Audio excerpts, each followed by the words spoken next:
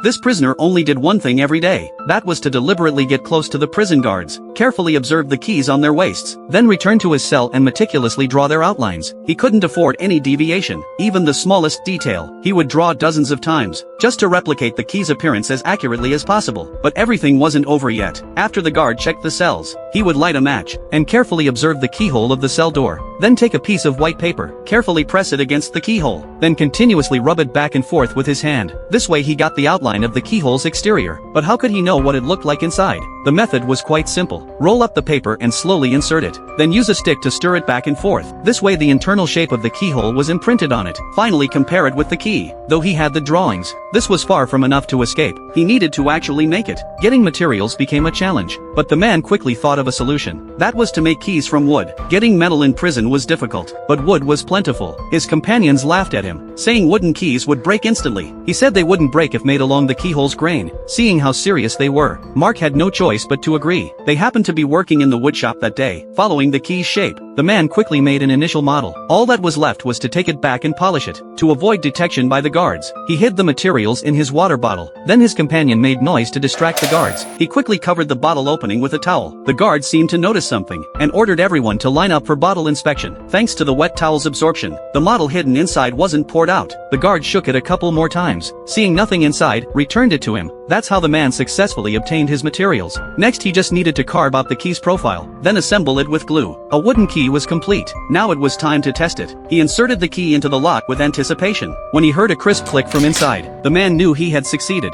The next second he opened the cell door breathing free air. But this wasn't enough to escape. He needed to make all the keys here. So in the days that followed, whenever he had a chance, he would stare at the keys on guards' waists, and memorize them firmly in his mind. He needed to make dozens of such keys, to open all the prison doors, and he had to test each key he made, to ensure the escape plan was foolproof. Under his companion's cover, the man began his attempts. He would always carry a file with him, for making adjustments on the spot. But this time something went wrong. The key got stuck in the keyhole. Worse still, the guard was coming to check at that moment.